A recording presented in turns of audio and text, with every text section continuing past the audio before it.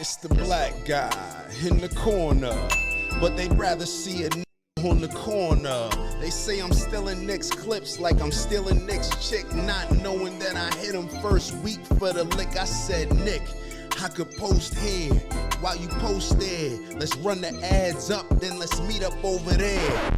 Might be premature to say because I think we need to do a lot more here. But this is what we want to see from the right wing. As I've said over the past week, I really do believe that so far, the strongest evidence at this point would suggest that Charlie Kirk's assassin was some left-wing nut job.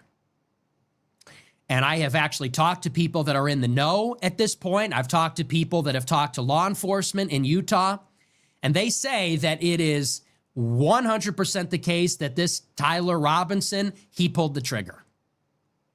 And I think that's obvious. The question concerning a conspiracy is whether he was helped in any way, whether there are other accomplices or people who would be an accessory to the crime because they had advanced knowledge. And I think that, at this point, is the most important unresolved question. What is the role of the partner, of the transgender boyfriend? Who were the recipients of the text messages? Which were the Discord servers that he was involved in? But I think at this point, and this is not me saying case closed, because this person deserves his day in court, and all the evidence has not been revealed, and questions and discrepancies have not been resolved. This is not me saying this is the end of the road of the investigation, but this is me saying that at this point, very strong, overwhelming evidence that he pulled the trigger. That's our guy. The broader questions are concerning now his immediate network.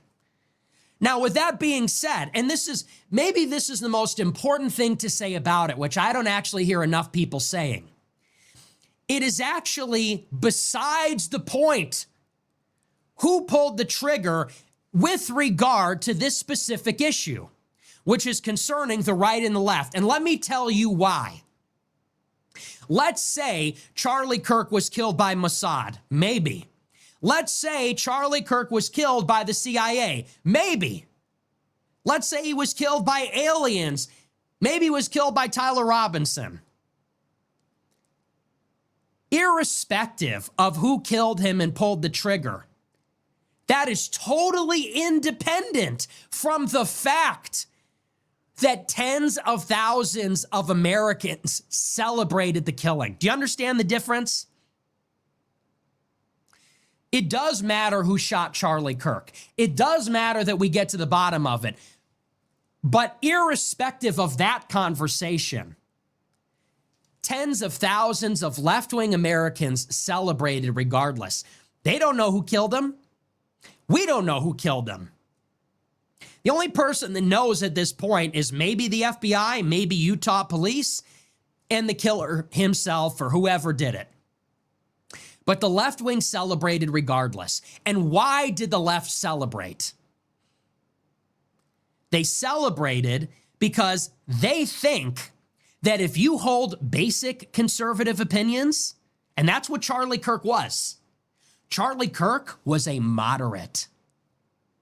He was, by definition, a moderate.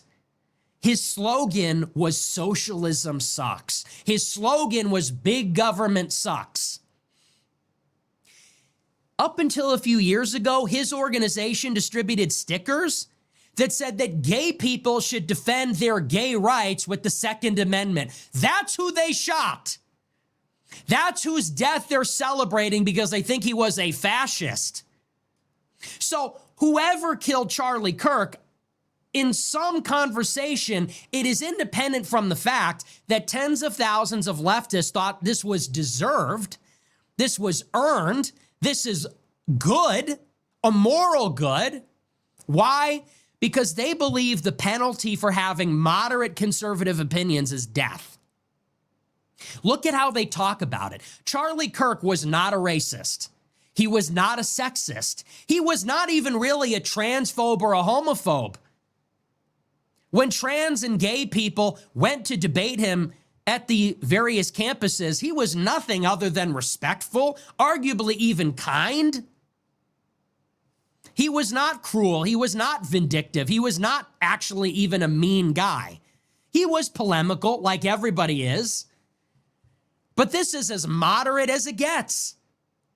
And for this, they said, oh, a fucking fascist choked. Oh, a racist Nazi McFucktard got shot. Well, who cares? Now think of this. I am way more radical than Charlie Kirk. You are probably way more radical than Charlie Kirk. If you're a traditional Catholic, if you're a white identitarian, if you're a white nationalist, if you are a fascist, God forbid, if you are against Israel, if you are against Jewish power, you are way more radical than Charlie Kirk. And the left thinks that he deserved to die. And by the way, once again, whoever killed Charlie Kirk, they didn't make all these pieces of shit celebrate. That was their reaction. All these dirtbags and scumbags and lowlifes and losers, their first gut reaction was to grin, smile, celebrate, and do it on camera and upload it because they thought that's acceptable. They did that of their own volition. Who told them to do that? Was that on order from Mossad? Was that on order from Palantir? Was that on order from whoever? No, they did that because they fucking hate us. They did that because, and we all know, there is a large population in this country that right beneath the surface, they harbor a seething hatred for Christians, conservatives, for America, for white people. And this was just an opportunity to show it. This was an opportunity to say it loud and say it proud for them. No one made them do it. That part wasn't coordinated, organized. That was not paid for. They did that. And if there are 100,000 left-wing people that celebrated it publicly, how many celebrated it privately? How many people were high-fiving or when their husband or wife got home from work, hugged each other and poured a glass of champagne like some cringe Reddit faggots? How many people did that privately? How many people were silently relieved that Charlie Kirk was killed? It's probably in the millions. There are millions of Americans that celebrate the death of only one of the most famous and outspoken conservatives, moderate conservatives. What would they like to see visited upon you and your family? And Sam Hyde has been 100% correct about this from the beginning. He has that famous tweet from 10 years ago. These people want you broke, dead, your kids raped and brainwashed, and they think it's funny. That's true. Everything that's happening in this country, the invasion by immigrants, the murder of white people by these barbarians in the inner cities, in every major city. Forget even about in Chicago, it's everywhere now. It's everywhere, all over the country. The indoctrination of your children. They like seeing that. They see that as a great victory. They like seeing our values trampled upon. They like seeing us get murdered. They like seeing our religion and our patriotism and our country and our heritage repudiated. They want to see whiteness destroyed. They want to see everything that we love fall, and they want it to be burned, and then they want to piss on the ashes of it. And this is a reminder. I've been saying this for the past week. This is a multi-front war. Yes, I understand that Israel is controlling the Republican Party. I understand it actually better than all of you. And yes, I understand that Palantir, which is embedded with Israeli intelligence, is looking to stir up all these cleavages and conflicts in our country to expand the surveillance state. I know it better than you. It does not make it any less real that there is a significant part of the population that feels this way. And those people actually have power in our country. These people that are celebrating and subsequently being fired, they are nurses, they are teachers. What does that say about our society? You send your white children to a public school. You send your beautiful white Christian children to a public school. They're being taught by these fucking monsters. You trust your white children with these public school teachers that are celebrating publicly that Charlie Kirk was killed? You entrust your children in their hands? How about your elderly? You're putting your elderly parents or relatives in a nursing home, in a hospital, and they're being taken care of by some black nurse that says, shit, I ain't care about Charlie Kirk's white kids, fuck them too. That's who you entrust your elderly to? A nurse that would say that? A healer? A doctor? Really? We have a problem. And here's the thing. This is something maybe that conservatives don't understand. And when I say conservatives, I mean everybody on the right. I mean everybody normal. Everybody on the right, everybody that doesn't want to see what America is get destroyed and burned to the ground. Maybe you don't understand. That kind of hatred cannot be negotiated with. Do you get that? Charlie Kirk was a moderate. He's a relatively friendly guy. Yeah, he was, in some ways you could see how people might say he's a little fake, he's pretentious, whatever. But he's about as nice as they come. He was not some Hitler-esque figure, okay?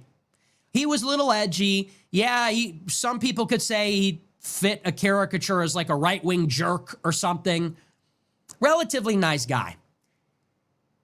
When you have these liberal women, black people, Antifa types, black men like the guy in Texas, and they get up and they say, fuck that white guy, fuck that Nazi. Do you think that people like that can be debated into what exactly? Agreeing with us, voting for a Republican? What actually is the program for people like that? Are we going to shake their hand and embrace them and say, we can all come together? That kind of hatred, you actually can't talk them out of that. If you're coming to the table saying, hi, put her there, maybe we could both learn and listen to each other, and they're saying, I want your kids dead, that's not going to work. If they're going out there and voting for Brandon Johnson, they're going out there and voting for illegals to stay here, for criminals to be able to pillage and rampage, yeah, you actually can't negotiate with those people. The only thing you can do to those people is to defeat them. And by defeat them, I don't mean kill them. I don't mean harm them, because I don't think people deserve to be killed for harboring that kind of hatred. How you defeat them is make sure that they have no power over you or your children or over our lives. That's how you defeat them. Yes, there are a lot of hateful people in our country, and their hatred is theirs. There's a lot of hateful people. There's conservatives that hate liberals in our country. There's people that really hate trans people, that hate black people, and I don't like that either. And you know what? People are entitled to hate. People are entitled. That's actually their freedom of conscience. But they do not have a right to have power over you and your family and your children and your life. And it is our job to make sure that they never do. You want to hate me and my children? Get the fuck away from me. Get as far away from me as possible. And do not think for 1 second we will let you teach our children, take care of our sick or our elderly, or sit on a city council, or have any kind of authority over our lives. That's the difference. That's what it means to be serious, to disempower them. And I think that that's really the word that people need to get comfortable using, is power. Power. We want power. Why do we want power? To protect ourselves, to defend ourselves. We have interests. We as white Christian Americans have interests. And we are stakeholders in our society. We should fight for every inch. Someone is going to teach the kids. Someone is going to take care of the sick. Someone is going to write the laws, enforce the laws, interpret the laws. It should be people like us. It should be people that have our beliefs. That's how it's best for us. That's how we protect our interests, our lives, and our values. You have a right to think whatever you want. You have a right to say, for the most part, whatever you want. You do not have a right to have power over me and my family and my life. And for that, we should fight tooth and nail. For that, we should fight relentlessly. And now you have people on the right wing sticking up for them. They say, well, what about our principles? What about free speech, man? Let me tell you a little something about how that works. When the left was in power, they crushed us. They banned everybody for saying anything, racial slurs, even just uttering them. For saying that you believe men are men and women are women. If you misgendered a trans person, if you don't recognize transgenderism and you say that's still a man, you were not allowed to have social media. If you said you didn't believe the election was free and fair, they banned you. If you said I'm not going to get a vaccine, they banned you. If you said George Floyd died of an overdose, they banned you. And it's not just that, they tried to hurt you. They tried to actually hurt you, dox you, get you fired from your job, cancel you, and they made conservatives afraid. Conservatives were in fear. They begged for mercy. They said, please, I have a family. Don't cancel me. I'm sorry I said that. And you know what the left said? They said, look at them apologize. Too late. There was no clemency. There was no forgiveness. There was no mercy, because the left understands that. When the left was crushing us, you know what Obama said? He said, go and win an election. And we did. And you know what they said then? They said, that's fake. You didn't win the election. That was Russia. And then when Trump ran again, they shot him in the head. And they tried to throw him in jail. And they fantasized about putting him in prison. And when Biden took power from Trump, they put all of us in jail, or froze our bank accounts, or put us on a no-fly list, censored us. This is very different. Now, a conservative gets murdered and left-wing people are saying he deserved it. Good, it was his fault. He shouldn't have been so hateful. Congresswomen are saying this. People are celebrating and saying, get his kids next. They're saying, I don't care. He's white. I don't care. He's a Nazi. Yeah, you better believe you're going to lose your social media. You better believe you're losing your job. You better believe you're going in a database. And as long as we are in power, we will make sure that you are penalized for that in society. That's what winning looks like. There's no substitute for victory. What do you think winning looks like? Do you think winning looks like a compromise between us that wants what's best for everybody and them that want to murder us? You can't compromise or debate with that. You defeat those people. How do you defeat them? You have power over them rather than them having power over you. You take power from them. You make things the way you want them to be. That's winning. That's victory. There's no substitute for victory. And these are some of the stories. These are some of the big developments. First, Jimmy Kimmel lost his show temporarily. Trump designated Antifa a terrorist group. And maybe the best of all, the Charlie Kirk Data Foundation is compiling tens of thousands of names of left-wingers that celebrated Charlie Kirk's death.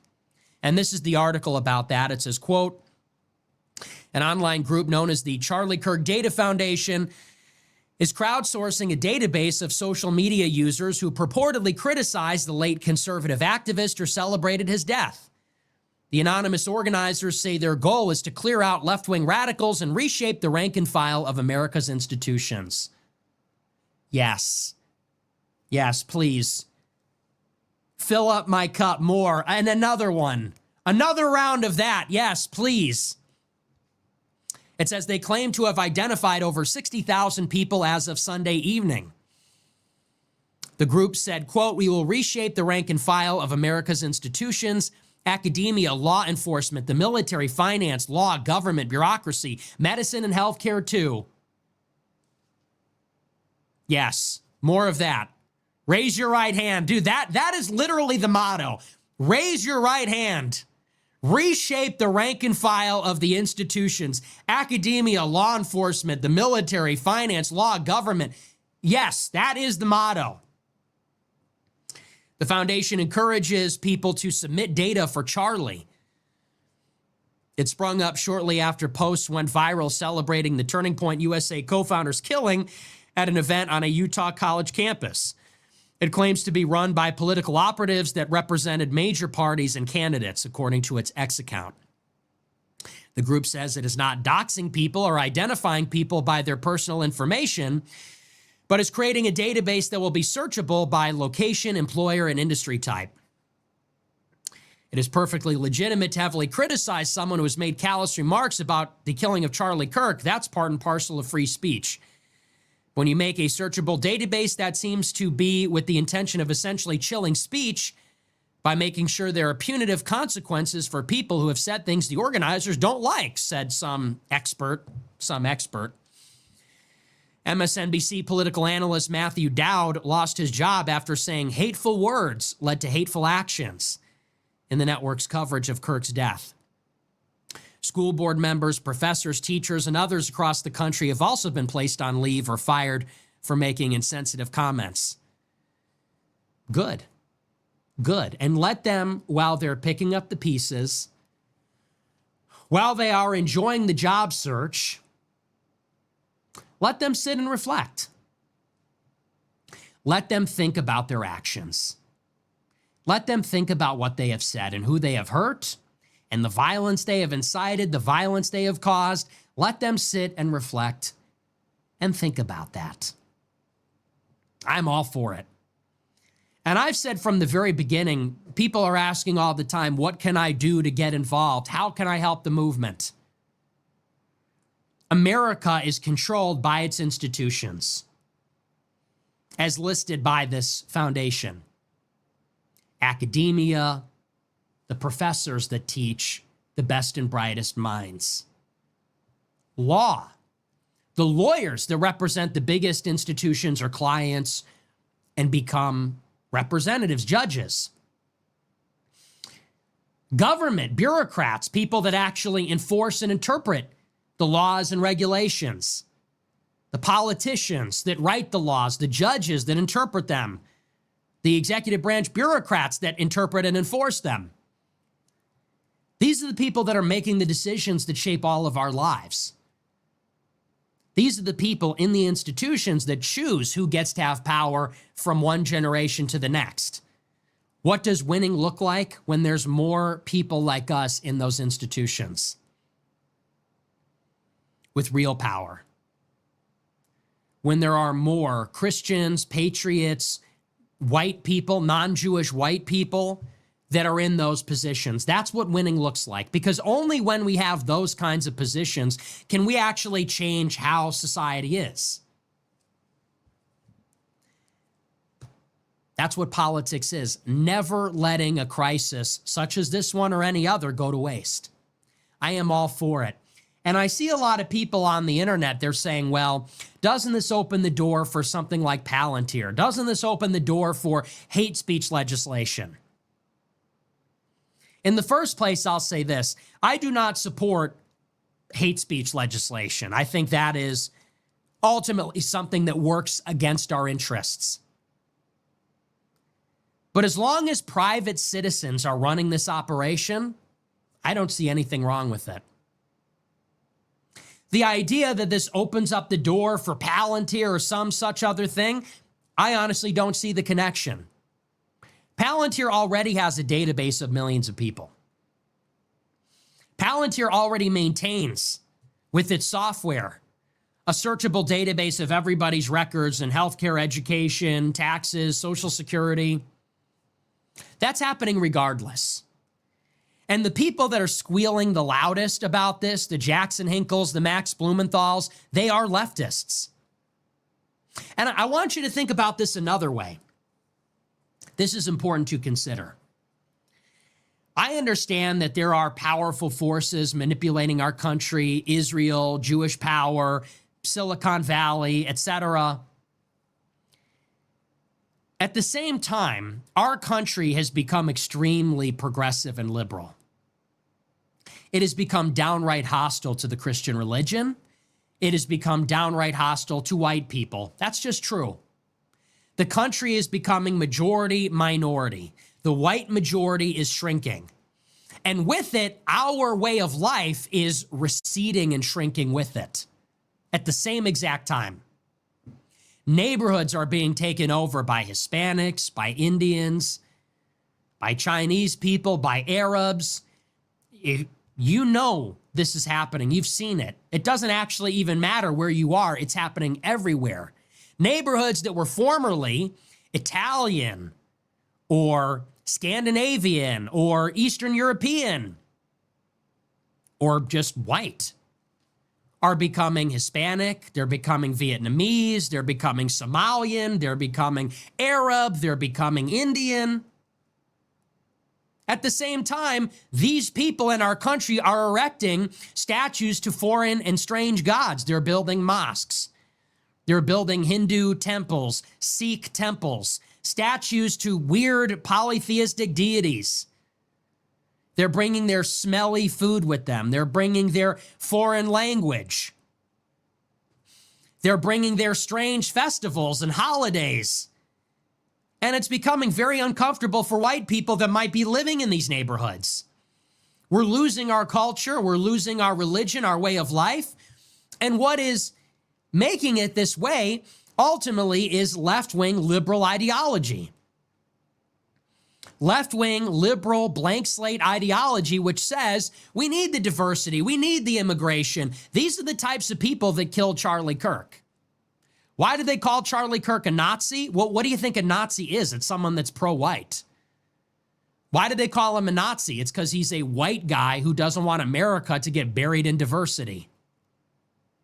And they think that about anybody that doesn't want America to get buried in diversity. They think that about anybody that thinks that black crime has become a problem.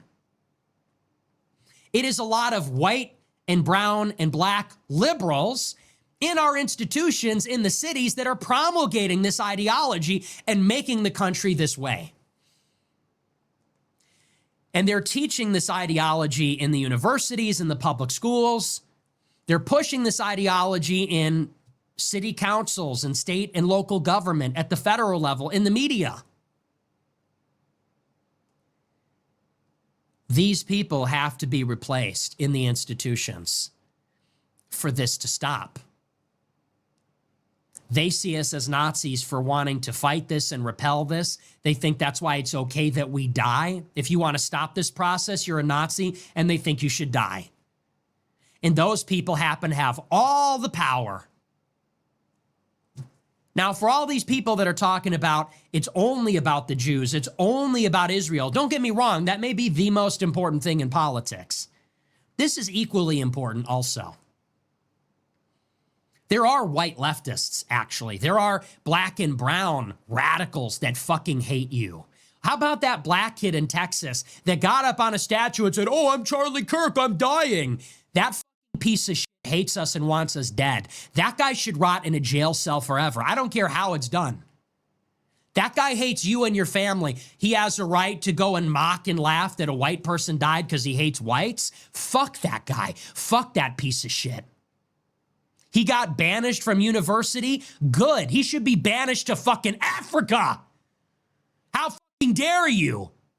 How fucking dare you? Who do you think founded and built this country? Why do you think things are the way? You know, this fucking slime. He's wearing a hoodie with his headphones in and his iPhone In a free country where we have law and order, he's making fun of white people. Oh, you don't like white people? Why don't you go live in Africa then, huh? Loser. People defend that sack of shit. Well, he has a right to say it. No, that if you entertain attacks to white people, if you entertain attacks to our civilization, pretty soon you don't have a civilization. I'm sorry, no, I don't have to justify myself to black people that hate me. Sorry, that's not part of the program. Oh, well, we would be hypocrites. We'd be hypocrites. They don't believe in the foundation of our society that makes debate possible. They don't believe in the foundation of our society that made our society possible. We're going to sit there and debate the merits of the pillars that uphold our society, of the roots from where our society came. No, that's not up for debate. That must be outside debate. That must be outside our country. That must be outside the halls of power. You got Ilhan Omar. God forgive me for my wrath. You got Ilhan Omar on TV and she says, well, with her fucking accent, well, hatred breeds more hatred. You fucking sack of shit. Go back to Somalia. How dare you? We're going to sit there and debate this foreigner? I'm sorry, you don't even have a home country because it's all clan warfare. I'm sorry, which part of Somalia are you even from? Which warlord jurisdiction did you come from? She can barely speak English, wasn't born here. She's going to come here and say, well, he shouldn't have been so hateful. We're going to debate with this person. How about at the Oxford Student Union? Where another piece of ghetto trash comes up in dreadlocks and sweatpants and says, whiteness must be eradicated. No, buddy, you got it twisted. We got to debate these people. We got to protect their right to hate us. We got to protect their right to undermine the foundations of our society. No, we don't. No, we don't. No, we need to undertake whatever actions possible to make sure that person has no platform, no job, no power, and honestly, is not even in our country. This guy has a platform at the Oxford Student Union. He shouldn't even be in the United Kingdom. Ilhan Omar is in the U.S. Congress. She shouldn't even be in America. And people are saying, no, she has a right to say what's on her mind. No, I don't think so. And I'll tell you why. Because if they had it their way, there would be no white people. There would be no debate. People like Ilhan Omar and that guy and the guy in Texas, if they had it their way, if they won, there'd be no free speech. They would pass hate speech laws. These people that say that Charlie Kirk should be dead, they would be passing hate speech laws so that he could not speak at a university. It would be like South Africa. If people like Ilhan Omar and all these others that are being canceled, the whites, the browns, the blacks, the Jews that are pushing that kind of radical progressive ideology, this kind of race communism, if they won, it would be like South Africa. Forget about a right to debate. They would take away your right to debate, your right to your property, and your right to your life. If they outnumbered us, if they won the racial head count that is an election, if they won the institutions with progressive organizing, and they have in many jurisdictions, they would make it so that their shock troops would be perfectly within their legal rights to take your house, kill your family, indoctrinate your children, murder you. And we're going to sit there and say we need to argue for why they shouldn't do that? No. People like that, you don't win a debate. You take them out of the seats of power in the country. Ideally, to the legal extent possible, you get as far away from them as possible, and that means removing them from the country. Humanely, with mercy, with benevolence, maybe with a smile on our faces. Charlie got killed in Utah. Maybe we could send some nice Mormons in a white shirt and a black tie, and they can knock on Ilhan Omar's door and say, hi, do you have a minute? So you're going back. They can knock on her door. Hi, Representative Omar. President Trump has terminated your citizenship in America. You're going home. Sorry. So if you'll just step right over here, and we'll do it humanely. We'll get nice seats. We're not going to cram you in like a sardine on a Spirit Airlines flight. We can make it nice. Nice seats. We'll give you a blanket. It's a long flight. We'll give you a blanket because we're not like them. We're better. You know, we're kinder. We'll give you a blanket. We'll give you a hot meal. And then they can, all your clans in Somalia, they can roll out the red carpet for you. They can roll out the red carpet. They can shoot their AK-47s in the air. Your Ilhan is home. Ilhan is home. Great. Back in our Muslim Republic of Somalia. But that's the only solution. We cannot let these people run our government, our universities, our schools, our hospitals, our lives. We cannot be at their mercy.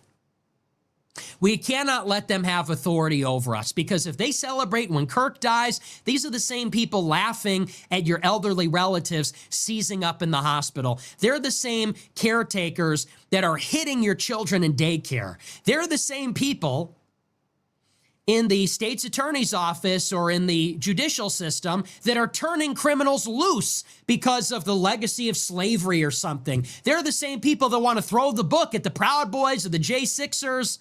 They're the same people putting gay porn in your kids' books and calling them banned books.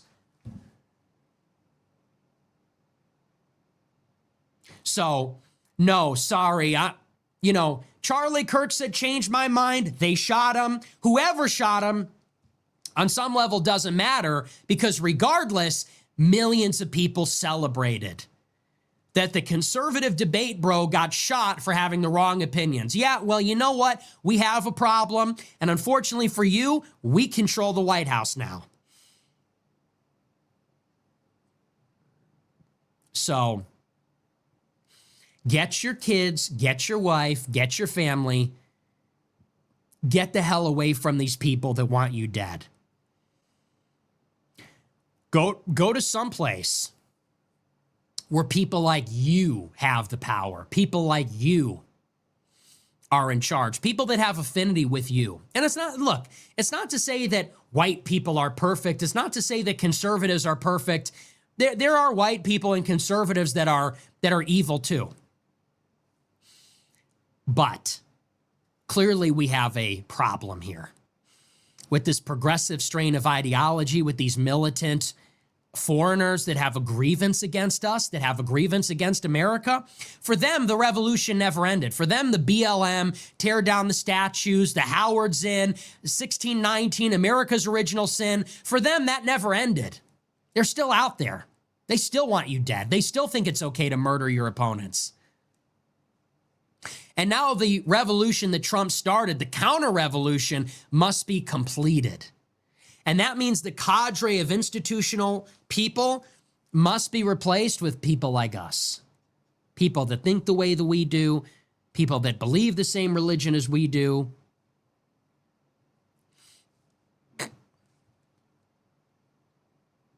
We have to take our own side. So don't tell me for 1 second banning these radical leftists is going to hurt the anti-Israel cause. What a ridiculous notion. And if you think that the radical right is going to join arms with the radical left against Israel, you're just naive. You're completely naive. It's never going to happen. Never going to happen. And trust me, because I've seen it firsthand. I've seen so many radical left-wing people, they say, well, just because Nick Fuentes is against Israel doesn't mean he's not a fucking Nazi. And so, get with the program or lose your job. Get with the program or lose your tenureship, lose your show, lose your whatever. You think when the left takes power next, they're going to say, well, the conservatives didn't ban us when they had the opportunity, so, we should take it easy on them. It doesn't work that way. Like, we're in a civil conflict. We're in the early stages of a civil conflict. And I have been a part of it in a sense that when I got doxxed last year, I had people trying to come and kill me. I had people try to come to my door and murder me with a gun. I'm supposed to open the door. Hey, man, hey, could you put the gun down? Let's talk about it. If the cops didn't get there first, I would take my shotgun. I would have fucking blown him away right through the door. I was in the middle of my show. And I don't mean to sound like a tough guy, but point being is when you're in a situation like that, when you're in a situation where your enemy has a loaded gun pointed at your face, we're not compelled by our religion to say, hey, man, don't shoot. Let's talk about it. When the left has a loaded gun pointed at your head and a million people cheering behind them, yeah, kill him, do it. Ha ha, blood spurting out of your neck. You don't have any obligation to say, hey, man, we don't have to put a fucking flower in the gun or give them a can of Pepsi. Like the Kardashian girl, like Kylie Jenner. No. And this is not a call for violence. This is to say, when the left is this way, they have to be disempowered. So the Charlie Kirk Data Foundation, it's like a momentous breakthrough in the history of conservatism that finally we have gotten wise. And that's when people say the right has gotten radicalized, that's what they're talking about. And I said this when Charlie Kirk died, we got pushed to this point. It didn't start this way. Conservatives were never like this. Conservatives would always say, limited government, no, we're not like them. We need to rise above, etc. And what has happened to conservatives over the years? We all got censored on the internet. Trump got shot. Trump got legally persecuted. Alex Jones, they sued him for a fucking $1 billion and they laugh about it. The Onion's trying to buy it. They think it's a big joke. They locked up the J6ers. They fantasized about Trump in an orange jumpsuit. They used every tool at their disposal to make our lives miserable, and they laughed about it.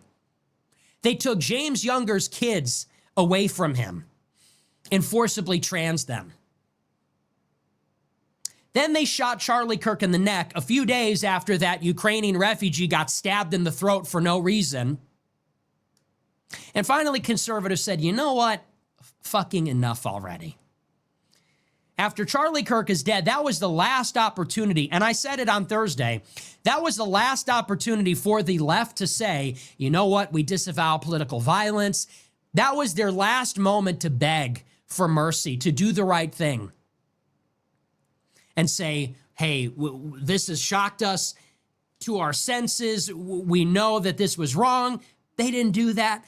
In the most callous, insensitive way, they crashed the vigils. They publicly celebrated, they laughed, they sold figurines of Charlie Kirk dead. Now you gone too far. Now you pushed us too far. You pushed everybody too far, and now you have to be penalized. Now, I'm sorry, you gotta lose.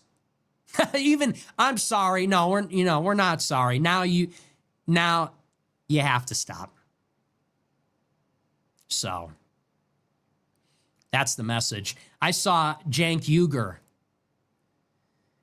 disavow destiny. He said, oh, we believe in free speech. Don't ban the left. Too little, too late, fat ass. Cenk Uygur wants to go up there. Cenk Uygur's been leading who do you think's been leading the vitriol against conservatives? It's his whole fucking network. The Young Turks, they've been at the forefront of this, vilifying Trump supporters. Anna Kasparian, now she wants to make that face of Destiny. Ew, Destiny's so evil. You know, and listen, Anna Kasparian, now she wants to be on the right wing. It's a little bit too late for that, girlfriend. Sorry. Too little, too late. You know, these people like Crystal Ball, like Kyle Kulinski, fuck them. Fuck them. I saw Crystal Ball on her show. She goes, Nick Fuentes' disgusting ideology. He's a neo-Nazi, blah, blah, blah. So flippant. Same with Kyle Kulinski. So the shooter's a conservative, this douchebag. Sorry for the language. These people, they're so cocky, they're so arrogant, they're so flippant, they're so callous, so insensitive. It is time for a tune-up. It is time to ring their bell a little bit. People like Cenk. Cenk is smart. He's one of the smart ones. He sees the way the wind is blowing, and he says, now he wants to put his hands up. Oh, no, please. Let's remember we're in favor of free speech. Yeah, that's nice. It's too little too late. You, fat boy, have been leading the charge with that vitriolic hatred against Trump supporters and Republicans and Christians for the past 10 years. Now you want to throw up the white flag? Where were all the disavowals of the radical left over the past 10 years? Were they pumping the brakes when that was going on 10 years ago? I don't think so. So, it's time for the right to just win. Buckle up. This is going to be a long journey. Maybe not for me, maybe not for you, but for this movement that must go on for generations, buckle up. Because there's one outcome that is acceptable: victory. Nothing less than victory. We win or we die. We win this battle or they kill us and our loved ones and everything that we love. There is no substitute for victory. Nothing less than victory is acceptable. They win, and unlike even the communists in Russia, if these race communists win, they will kill you, they will kill your family, they will burn everything we love to the ground. And there will be no more white people. There will be no more decency. We'll all be gone. There will be no America. And we're not going to compromise our morals. The only code that I recognize is God's law. So we won't be killing anybody, won't be and by that I mean we're not going to be murdering anybody. I don't believe you should go and murder liberals or something like that. I think that would be evil. But we should, within the bounds of our morality, fight back as hard as possible, take political power from them, and treat them humanely, with the dignity of any sinner, any person that's full of vitriol. But we have to win. Anyway, so that's that. But I do want to move on. We're going to take a look at our super chats. We'll see what you guys have to say. That's the truth. So, you know, it's like I said, the most important distinction, I just want to reiterate, for everybody that's saying, you know, Israel did it, so they had accomplices. It does not make a lick of a difference that all these liberals celebrated. I mean, think about that really. Think about that logically. Think about who celebrated. They did that of their own volition. And that's a problem. And it wasn't a small problem. They were celebrating on CNN, man. Jimmy Kimmel was practically celebrating. CNN was celebrating. Doctors, nurses, teachers, professors were celebrating, okay? That's not a marginal element. Like, think about that. And by the way, we're not saying you don't like look, I didn't like Charlie Kirk. I didn't agree with Charlie Kirk. We're not saying if you don't like us, if you disagree with us, if you're a Democrat, even if you're trans for that matter, if you're gay, who the fuck cares? We're talking about this radical element. And understand, I don't want anybody to think, because I'm not like a polemical right-wing guy, at least I'm trying not to be as I get older. This message is not directed at regular liberals. This message is not directed at regular people, decent people that felt bad. And there are a lot of them. There are a lot of liberal women, liberal men, liberal blacks, liberal gays and trans, that they were affected by this in a profound way. This is not directed at all of them, if it needs to be said. I do not want to instigate a race war. I do not want to instigate partisan violence at all. At all. It is not my intention. I am venting my anger a little bit. And, so I'm passionate. I'm emotional. Absolutely. This is in no way directed at the just general political opposition. This is directed against these radicals. True radicals. it's just like unconscionable. Think of the gravity of it. It's not people that said, I didn't like Charlie Kirk. It's not people that said Charlie Kirk had bad opinions. It's people that literally crashed vigils. People were praying, crying, showing humanity to someone who was publicly executed. And their instinct was to show up and make a mockery of it, to show up and say, fuck all of you. That's evil. And if we can't agree that's evil, then we have a problem. We're talking about mainstream people with power that said, get his kids, get his wife, people that said, F white people. That's unacceptable in any political discourse. It's no different than if you celebrated Dylan Roof. It's no difference than if Dylan Roof shoots up a church full of black people, and the day that it happened, could you imagine? Could you imagine if the day that Dylan Roof shot up a church of innocent black people, and someone on Fox News got up and said, well, you know, those black people shouldn't be committing crimes. Could you fucking imagine? Could you imagine if a late night show host said, oh, well, whatever? Or if people celebrated and expected to keep their jobs? It would be unconscionable. And we need to make it unconscionable for the radical left to celebrate something like that. And while they're looking for another job, they can think about that. While they are looking for another college or trying to figure out what to do, make rent or whatever, they can think about their actions and what it means to be a human being, actually. So, and the reason I say that is like, and like I said, there is no love lost between me and Charlie Kirk at all. But as we all know, what happened to him is horrendous. I can't stop thinking about the video, and I can't stop thinking about the video of him and his daughter. And I'm not a sensitive person like that. I mean, we see violence all the time.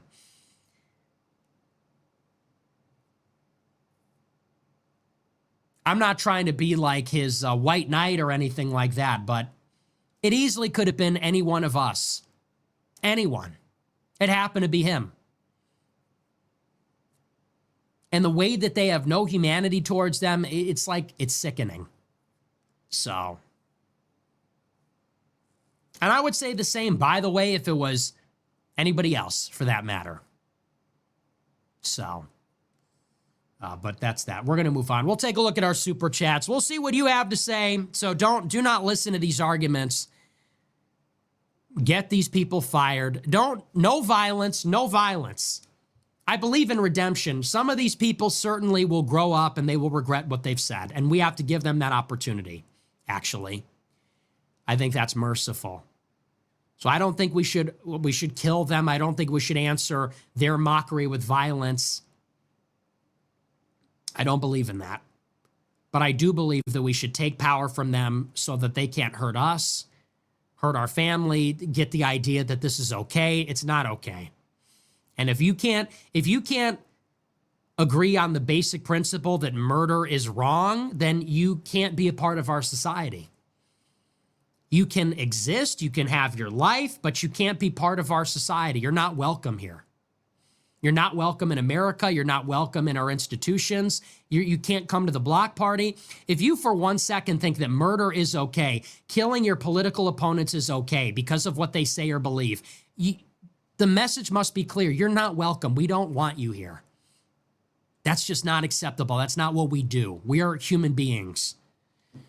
So that kind of vile political ideology, that fucking poison, it just has to be excised from society completely. Anyway. We are going to move on. All right, let's take a look at these super chats. We'll see what you have to say about all this. I got a lot to say on this one. Let's start right from Nick saying that aside from Charlie Kirk's death obviously being the huge problem, that the other problem is the millions of people that celebrated the death of Charlie Kirk. He said that that's what he's disgusted in, right? Even if he didn't use those words. Obviously, we're seeing Nick very emotional based on the responses that a lot of people are giving, whether it's making fun of Charlie Kirk's passing, the lack of empathy, or whatever else. You know, perhaps people using it for negative political agendas. All right, but I want to address this because when I look at a lot of Nick's videos, just like I used to go back and process my videos when I was very emotional over different things, I had blind spots. I had blind spots, and I realized that a lot of times I would be moving in a way that I would, in other cases, critique other people for moving. So just hear me out. Just hear me out. So let me put this on Do Not Disturb. All right.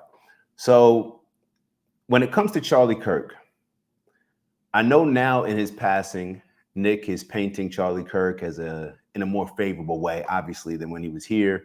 They were going against each other. Nick just wanted to debate. We all know that story. All right. So he's painting him as a super moderate person. You know, this guy, Charlie Kirk, he wasn't a radical. He wasn't extreme. And he's using these type of words. And in my opinion, it does paint a different picture. And perhaps Nick is just showing his blind spots and lack of sensitivity when things do not impact him. Now, what do I mean? So Nick says that Charlie Kirk's not a racist, not a sexist.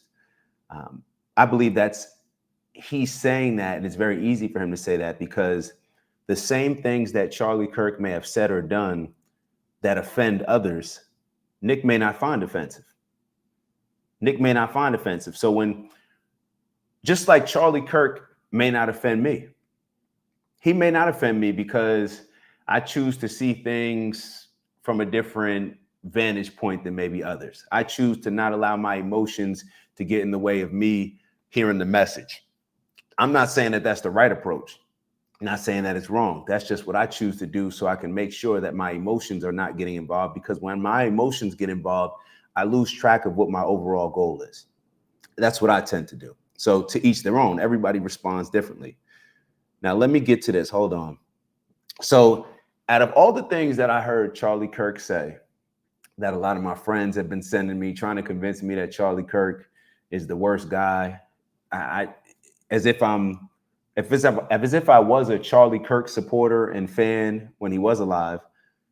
I don't look at him now that he's passing and just become a fan. I look at now that he's passed and just say, this is a messed up situation. Nobody should be dying based on their political views, based on what they're saying, period. There's a hard stop there. So when people are celebrating it or not showing empathy, that's just not how I choose to react to the situation, because I do have empathy, because I say certain things that may come across as offensive to people. And I never want to walk us down that path to where any of us are scared to say certain things, or if we do say certain things, the retaliation response could be what happened to Charlie Kirk. But I want to stay on what was probably the most off-putting thing that I heard Charlie Kirk say.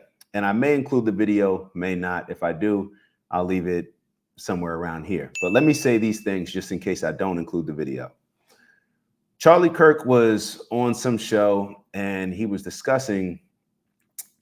making a joke, saying that, you know, he used to say that, you know, the whole Gays for Gaza, I think that's the group where a lot of people have problems with that, because they're like, hey, you know, in Gaza, gay people get thrown off of a building, get thrown off the roof. I don't know if that's true or not. However, Charlie Kirk goes on to say, you know, he starts off, I'll repeat it again. You know, I used to say that, you know, Gays for Gaza, you know, gay people get thrown off of roofs in Palestine and Gaza.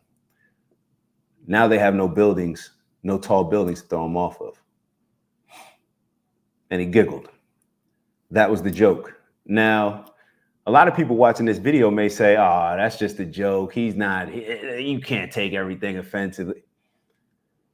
Just because it doesn't offend you doesn't mean that it doesn't offend other people. And joking around with the destruction, the genocide of a group of people and the destruction that comes along with that genocide, as Nick For all the Nick stands, the Groypers, Nick has made it very clear that it's a genocide.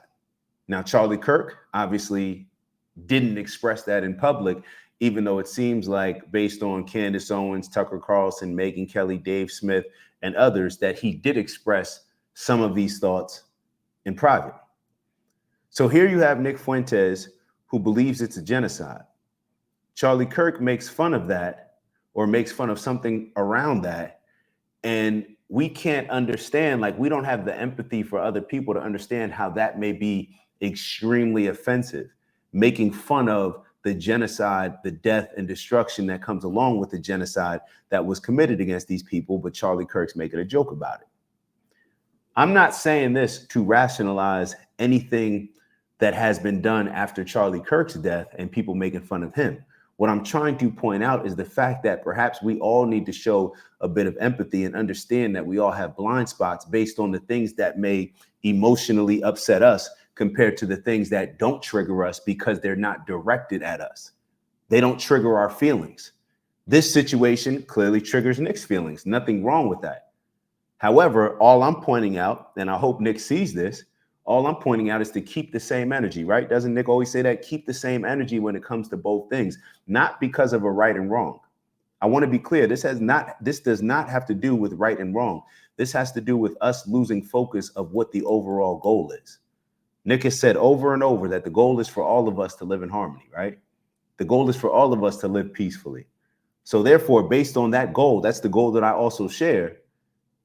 I want to make sure that we're holding each people accountable to the same standard, because when one group, regardless of what side of it on, is not held to the same standard, then it's always going to be a back and forth tit for tat. That just is what it is. So let me get back to my notes real quick. And then I have a question. You know, would Charlie Kirk or Nick Fuentes be okay with someone making a joke about the genocide that Nick had, like I said, has already admitted, and he's put it out there for a very long time, that in his mind, Israel's committing a genocide against Palestine. So if somebody was to make this joke about genocide, about, let's say, white Christians, if it was happening to, would you find that joke funny? If somebody was to make a joke regarding the destruction and genocide that came along with the Holocaust, would people find that funny?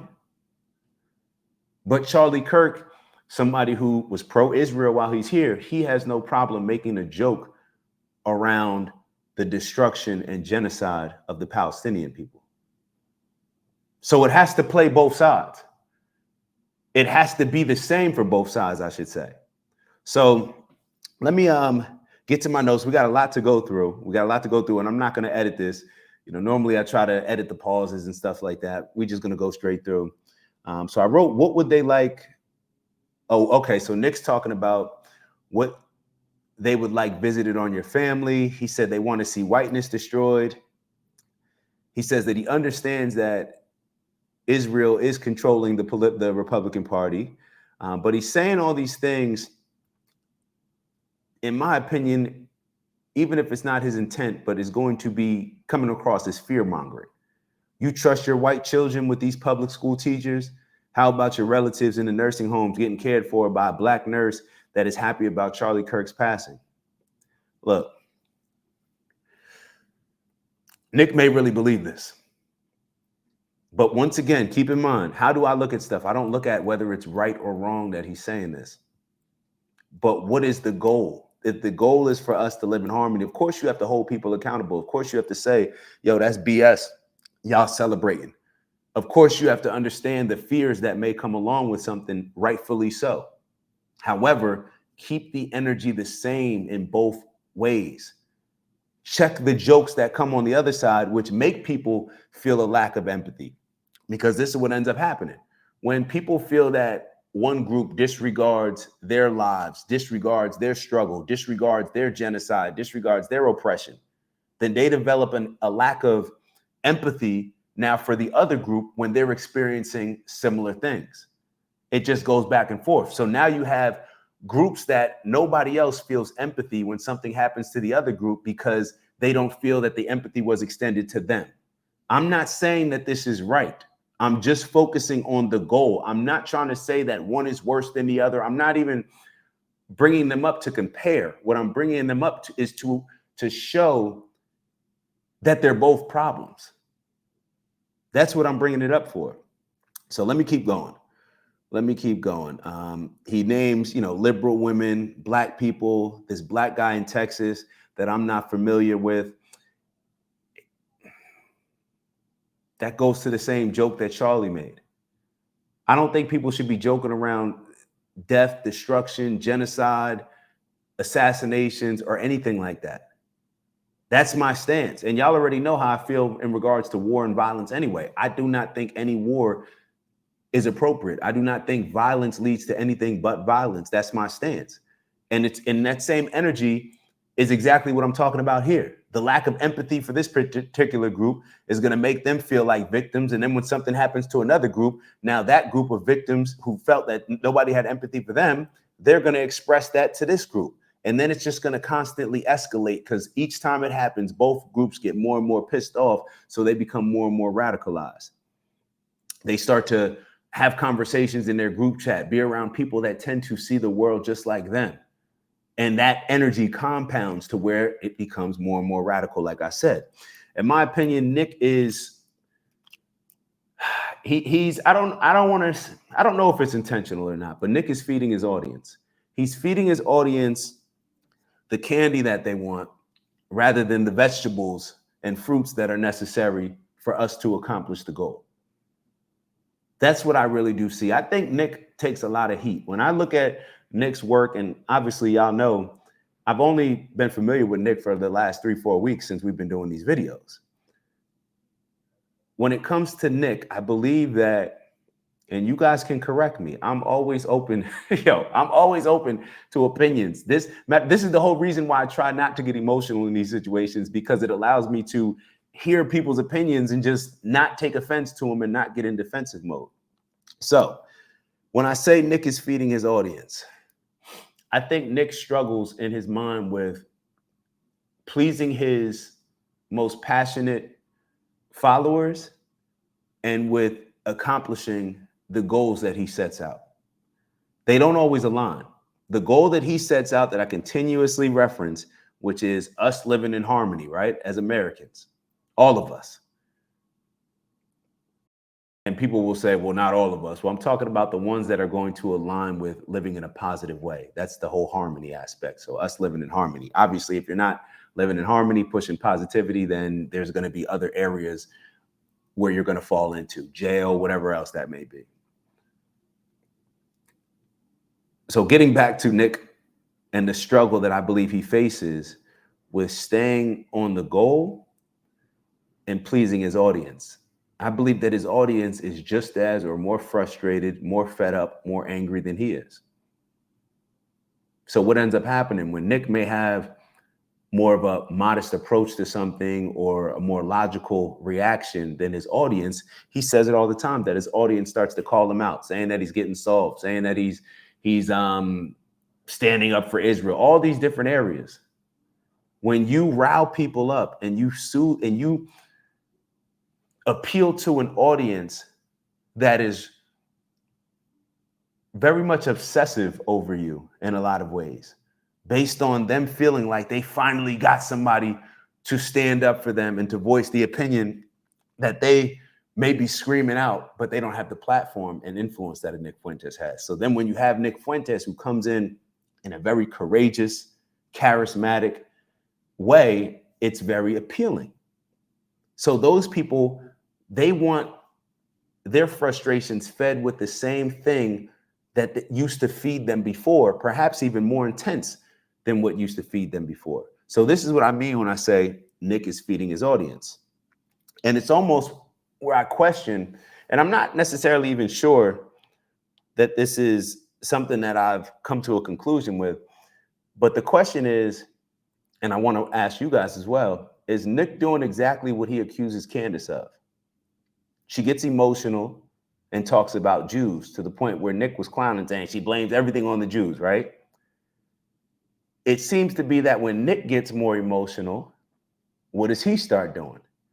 He starts calling out the black people, the black this, His energy was a lot different with the guy that killed the Ukrainian girl on that train compared to the guy that's getting accused of killing Charlie Kirk.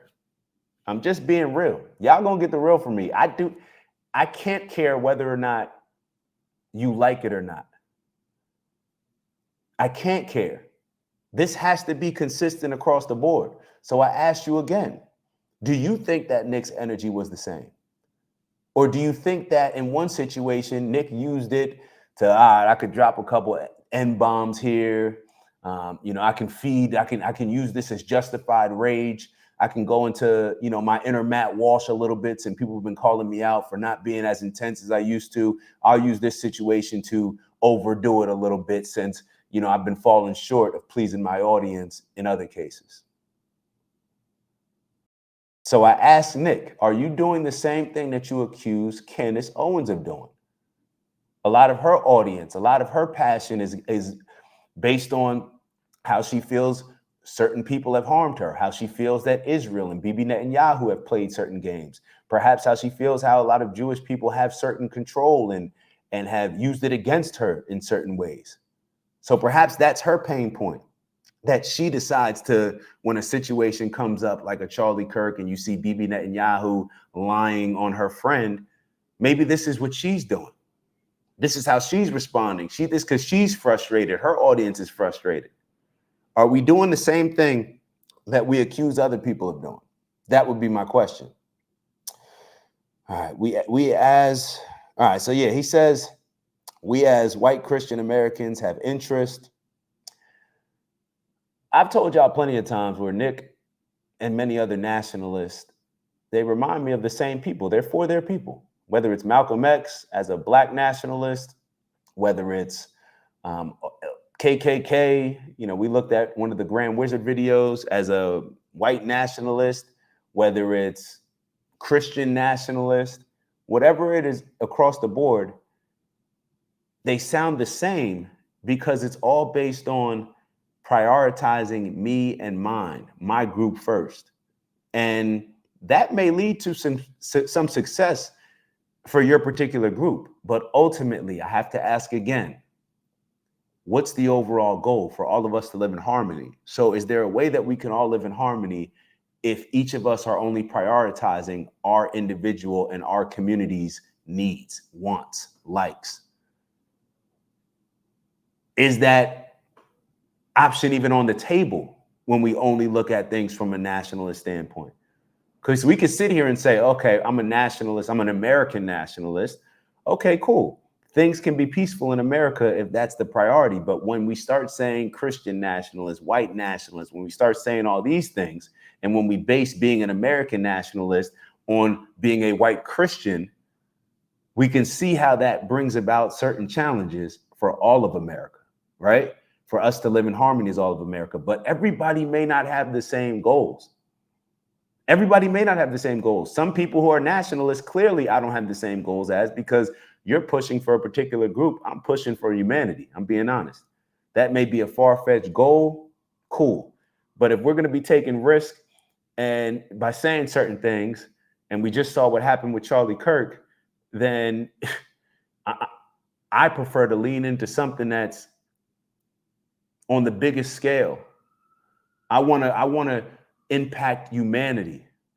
And it doesn't have to be with impacting humanity at once, but all of us, perhaps if we embrace that mindset, if we're the change that we want to see with humanity, and we just worry about what we can do as individuals and take accountability to that, it'll spread. It'll spread. Just like a lot of negative and destructive evil thoughts spread. So let's keep going. Nick did finish off by saying us is who wants best for everyone. So if that's who wants best for everyone, and if that's the goal, then I just want us to keep that as our North Star and what guides us, rather than our emotions and frustrations guiding us. And I have to remind myself, I actually wrote this in caps, I have to remind myself of how reactive I was at 27 and even into my 30s. And even now, I'm 38 years old. We can be very reactive. We can be very reactive, especially when we're triggered with a lot of these situations that may come up that may rise our emotions. So he asked a question that I had to really think about. And it was whether or not you can negotiate or debate, I think he was saying, and get through to some of the people that are saying certain things about Charlie Kirk, dismissing his death,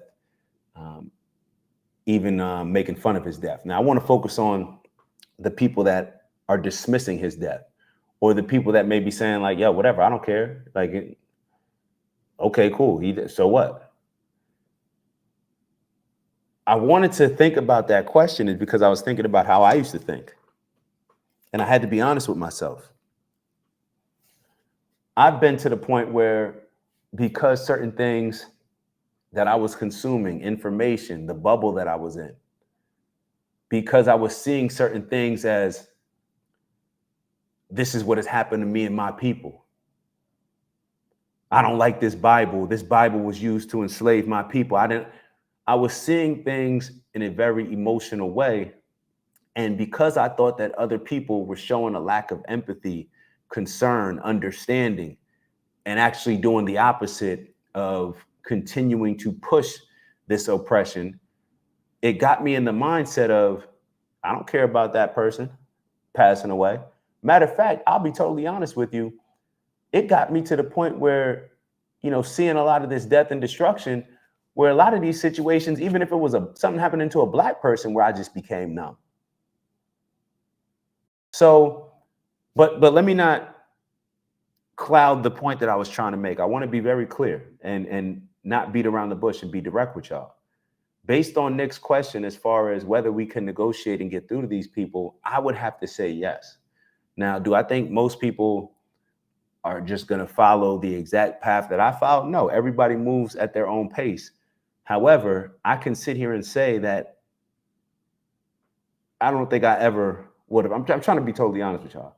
I can't envision myself ever making fun of somebody passing away. However, with the mindset that I used to have years ago, I could have envisioned me saying in a private conversation something that would be disregarding, like, man, forget that person. Like, I don't care about that. I could have seen myself saying that. I'm just being totally honest with y'all. I'm not proud of it. It doesn't make me feel good to say it. To be totally honest, I'm hesitant in saying it in a lot of ways, but I just want to be clear, because a lot of times we may feel that certain people can't change or certain people can't grow, but it's based on a lot of the distractions and propaganda that is built on a lot of the frustrations, the pain and anger that we feel. So now we push out a certain message that we may not even know is propaganda. We may not even feel like it's propaganda. We may feel like it's the truth. It may be the truth. But when we get so emotional, it takes away a lot of times, let me just speak for me, my moral compass, my principles, my values. It prioritizes now my emotions, my frustration, my anger. I want get back. I want vengeance. Oh, you don't care about me? Well, F y'all. That's the energy that I used to be on. So I just want to use that. Maybe some people are feeling the same way. I get it. Like, I get why people are frustrated. When I sit here and say that this is a time when we probably have the most groups, every group seems to be feeling like a victim. And if every group made their case, I may be like, yo, yeah, I get that. So I'm not saying that I don't understand. What I'm saying is, what's the goal? How can we move closer to the goal and not get distracted by things that are used to bring chaos to us rather than unity? So let's keep going. Nick says that's what politics is, never letting a crisis go to waste. I had to ask myself, and I would pose the question to y'all as well, is this the right approach? And when I say right, let me put air quotes over that. I mean, will this lead us to where we want to go? Or will this just radicalize people even more?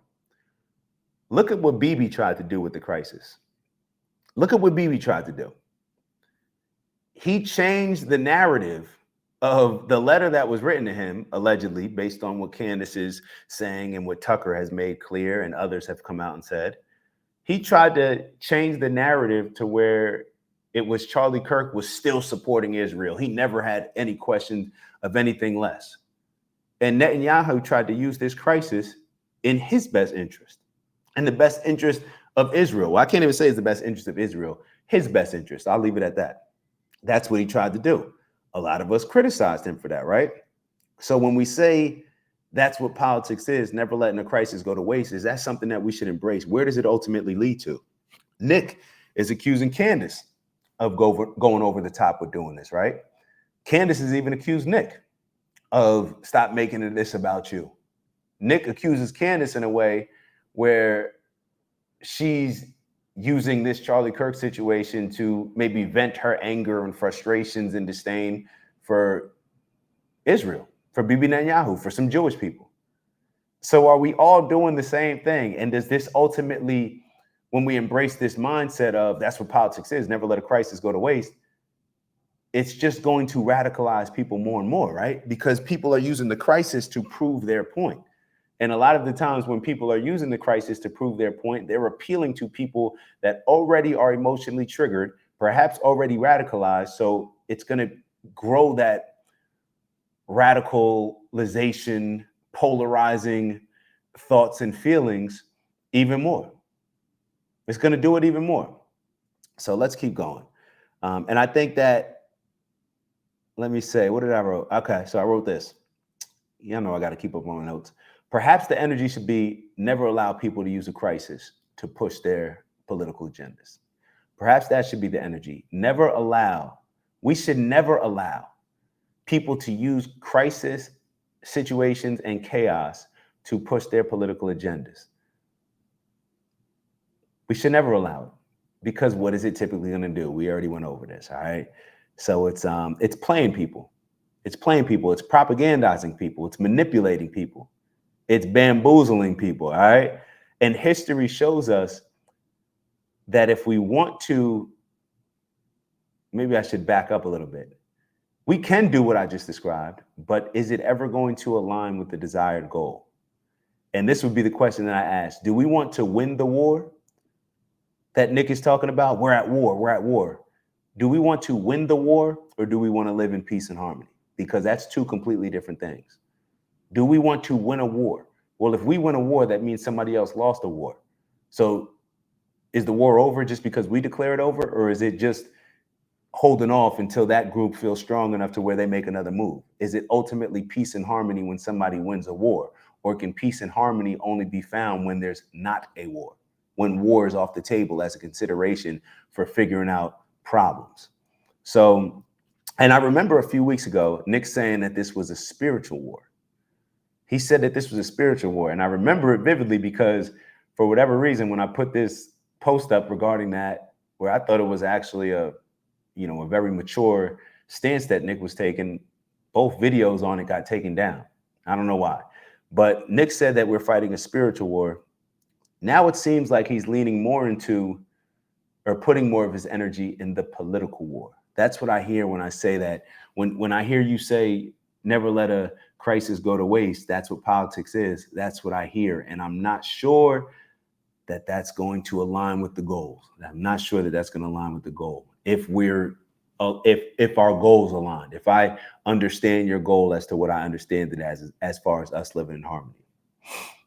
So, okay, all right. So I want to talk about the victimhood. These are some of the things that Nick mentioned. The country has become hostile to white people. The country has become, the majority has become, the minority has become the majority. The white majority is shrinking, and with that, our culture is shrinking. Neighborhoods are being taken over by Chinese, Hispanic, Indians, Vietnamese, Somali, and Arab, even though he mainly talks about black people. But he's saying that the neighborhoods are being taken over, right?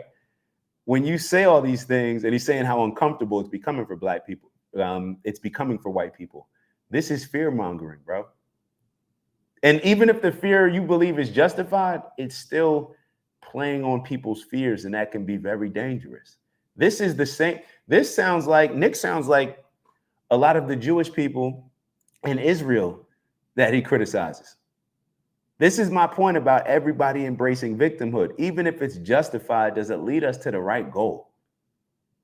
Listen to what you're saying. You're saying, oh, the country's become this for white people.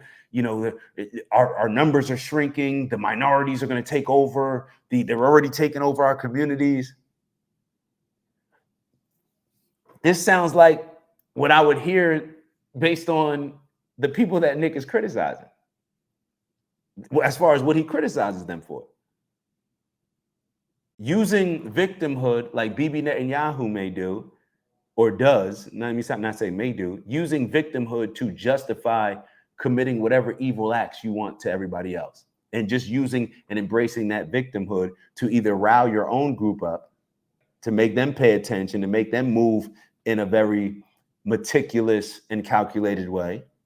But also, he's using this to gain the empathy and sympathy of America, for instance, in order for us to say, oh, okay, you know, what Bibi Netanyahu, you know, it may be, you know, not what we want him to be doing, but he's justified. We understand, defend your country. There's nothing wrong with what he's doing. He's doing exactly what we would do.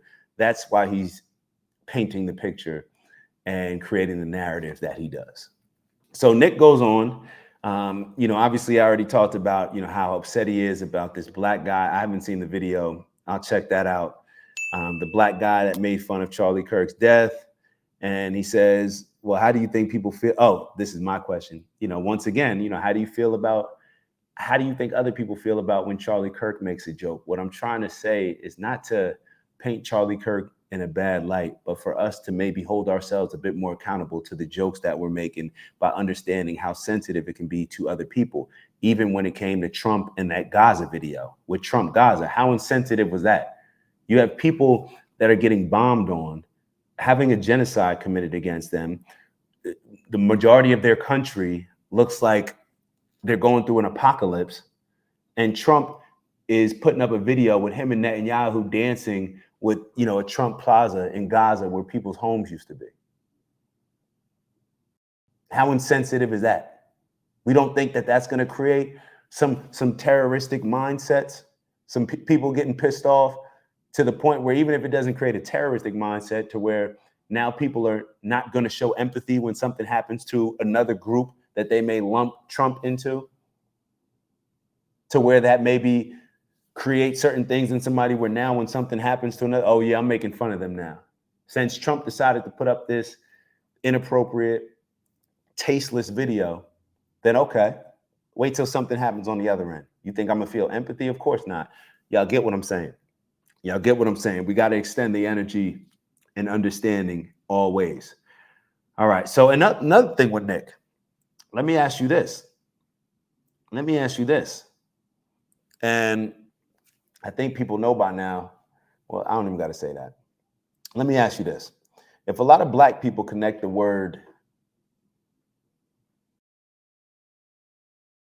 nigga with oppression, with destruction, with death, a lot of these things, and evil behavior that was committed to them or their ancestors, I will say, and a lot of people believe that still things are going on. For example, like this recent hanging that this kid was just found hung on a tree. Now, people will say there was no foul play. Just understand what I'm trying to say. If people connect that word with all of these things, perhaps, Nick, that's enough for you to show empathy and understanding and not use the word, right? I mean, we're not, you may justify it or rationalize being able to use it because of a certain portion of the black population, well, the way that they use it, the way that they're committing crime in Chicago and all of that. Do you think that every black person in Chicago commits crime?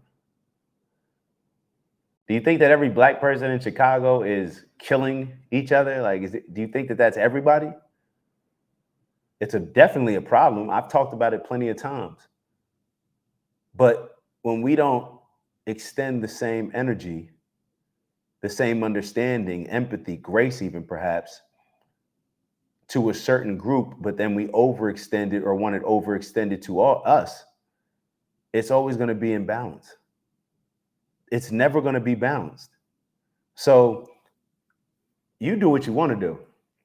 You do what you want to do. But with all this coming out and responding, and I wouldn't use the word policing people's reactions to the situation. I wouldn't use that, even though that just came to mind. Obviously, that's why I said it.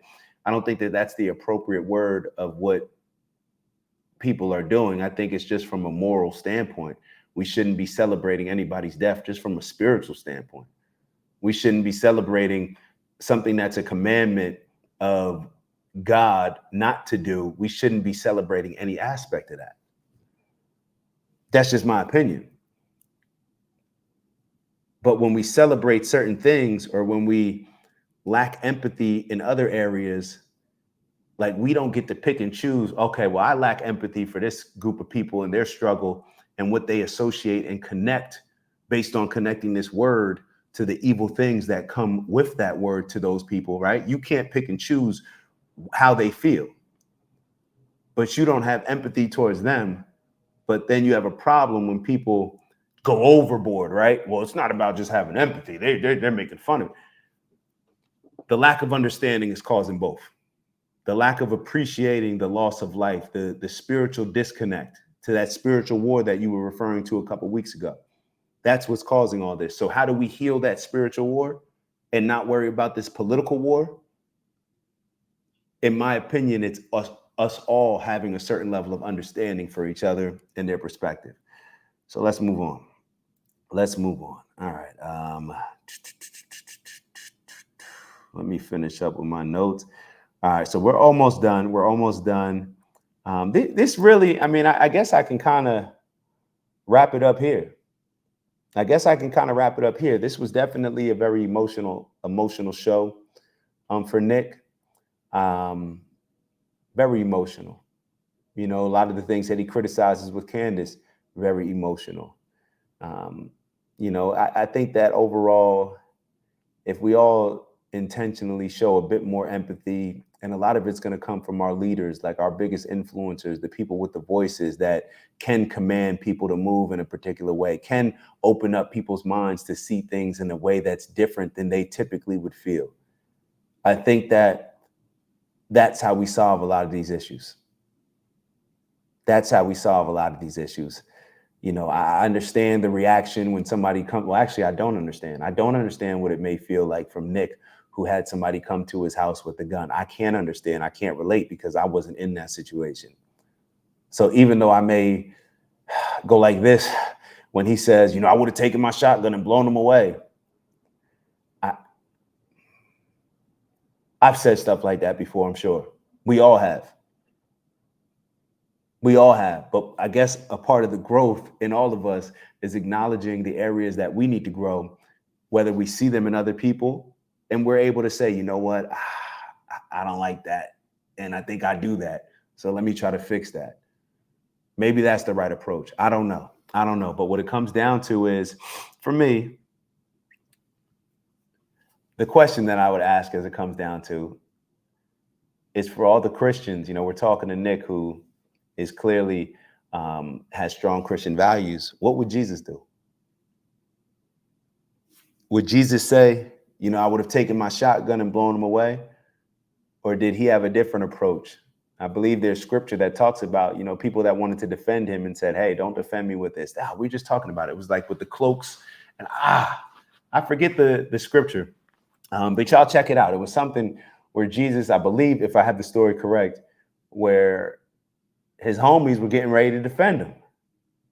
They were getting ready to take up arms and defend him. And he said, nah, don't do that. So I don't, and hopefully I have the story right. My apologies completely if I don't. But once again, what would Jesus do? Would Jesus say, oh, I would have taken my shotgun and blown him away? And even if that's what Jesus would have done, look, Jesus is the ultimate standard for a lot of people. I understand that. Jesus is the ultimate standard, right? When we say Christ-like, that's the ultimate standard. So we're all going to fall short of that standard. It just is what it is. But just the fact that we are going to fall short doesn't mean that we shouldn't help each other to first hold them accountable, and then to make sure that we're not condoning that very same behavior that we know goes in the opposite direction of that Christ-like standard. So that's the question that I had. You know, what would Jesus do? And I had a bunch of other stuff, but I think that we got the message across. I think that we got the message across. Look, I just want to bring people together. I just want to bring people together. And I know that when we get emotional, a lot of times we react in ways that we think are 100% justified. The vengeance is 100% justified. And we may feel like this is the only option. We're fed up. That's how everybody feels when they get emotional. So perhaps we can move with a bit more logic, a bit more grace, a bit more empathy across the board. And that just be the standard. So we can all hold each other to that standard rather than just wanting the standard to be held to certain people that we don't necessarily extend it when it happens to us or when it happens to the other group, however you see it. But I think that's the first step to a lot of this stuff. Whether you think that, oh, it's a different situation or something, doesn't matter. You know, let's just do better. So on that note, hopefully y'all understand what I'm trying to say, understand what I'm getting across, and I hope that it is coming across the right way. Please leave a like if you like the video, subscribe if you haven't already, turn your notifications on, and leave us a comment. Please, as always, let me know where my blind spots are. We all have blind spots. We all have blind spots, but I believe that the only way that this works is if we get as many different people in the room working towards the same goal. So I'll see you on the next video. It's the black guy in the corner, but they'd rather see a on the corner.